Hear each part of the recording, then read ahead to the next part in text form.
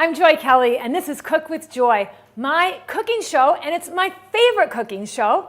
I hope it's becoming your favorite cooking show. Always been my favorite show. That's because I feed you. That's what you like about it. All right, today we're going to try something special. Now, this is season 3, and as you know, I always try to give you vegan and gluten-free recipes. Some are easy, some are a little more difficult, some are off the beaten path, but something different that you might not have tried before. Today, we're going to make something that you could take to a fancy party. You know, the holidays are right around the corner, and we often think about what could I bring that's not hummus, right? Because we always bring hummus to something. What kind of a appetizer could I bring to something that would be kind of special and off the beaten path? So I found this recipe, and I've made it a couple times, and I'm working on perfecting it every time, and it's a gluten-free vegan crab dip.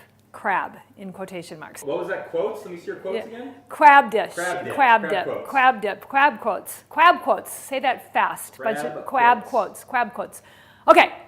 What they use is hearts of palm for the feeling of crab. And when I made it the first time, I used a salad cut of hearts of palm, and it was just a little bit, they were too narrow. So today we're going to use the other kind and see if we can get them a little bit chunkier and get that same feeling. It's a pretty simple recipe. We're just going to throw everything into a food processor. Uh-oh. What? I'm getting good at the food processor now. So we're using 1 can of white beans. I like cannellinis myself, but you can use whatever you want. We're using a 1/2 cup of veganaise. I used to call this veganaise. And then when I talked to the people who made it, they said, well, we're pretty sure it's veganaise. We made it. I was going to argue with them about it. And we're also going to add 1/4 cup of nutritional yeast. That's not only going to give it some real benefit to you, just like the beans, but it also is going to give it a texture and a flavor that I think you're really going to like. The other things that it called for to give you kind of a little fishy taste are a teaspoon of kelp. We'll add that, and you can really smell. You can smell how very, very salty that is, and I think that's what made it so salty the first time I made it. So I'm making sure that I'm only adding a teaspoon. And then I'm also going to add a teaspoon of this Old Bay seasoning. It says to add 4 teaspoons, but that sounds really, really salty to me. And the last one that I made was, I can't open it. Okay, I would use my teeth if I wasn't being filmed. Okay. Let a boy do it for you. Or let a boy do it for me. So I'm only going to add, the last time I made it with the full 4 teaspoons, and this time I'm just going to make it with 2. And I think I'm going to like it a little bit better. We're going to add the juice and the zest from a lemon, and if you don't have one of these, I recommend getting one. They're really cheese graters, but I like them for zesting. And I know you can get a zester on the end of a peeler, but I like this better. And so we're going to put that all together. Making sure not to zest your fingers. It's not good to get pieces of finger into your, especially if you're trying to be vegan, eating your own fingers is not a good idea. I like to use a zester for doing nutmeg also. We've done that before. Yes, we did that for the best darn oatmeal you ever had. That was our very first video ever, Derek. It was the best darn oatmeal I've ever had. It was. It's really good. If you haven't seen that recipe, it's in season 1.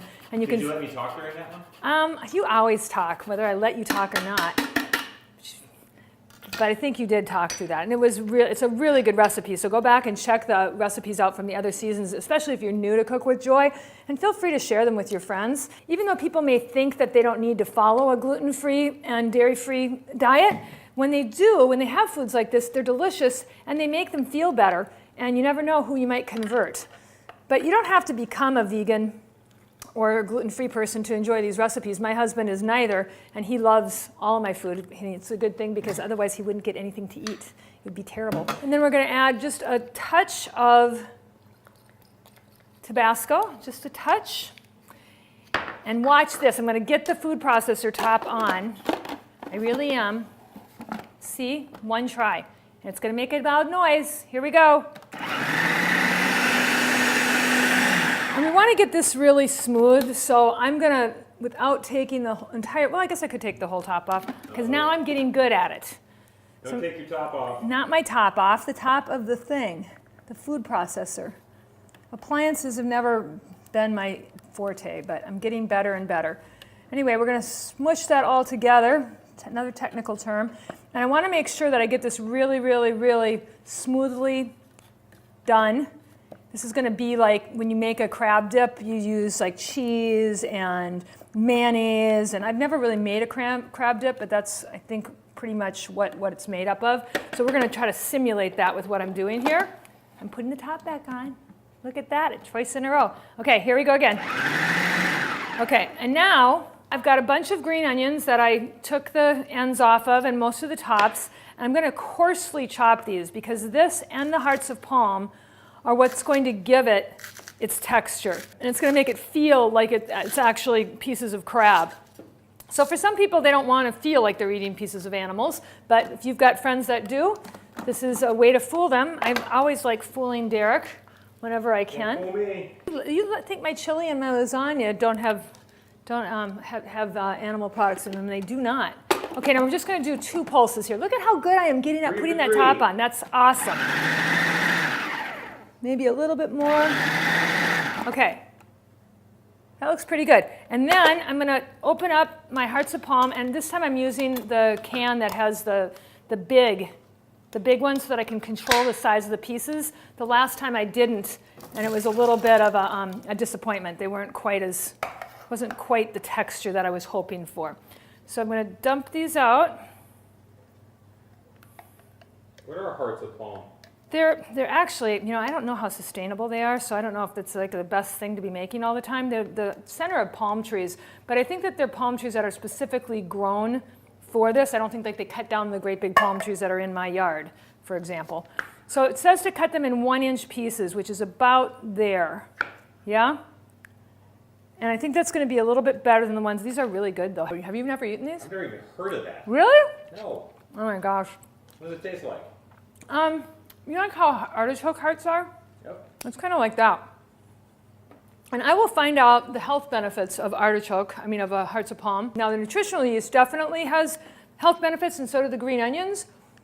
So at least, and the kelp. So we're getting benefits there. The hearts of palm, I have to find out. They must have some health benefits. Okay, I did it. 4 for 4. Well, I kind of stumbled on that one, so I can't claim that. And we're just going to pulse this like 1 or 2 times so we don't break it up too much.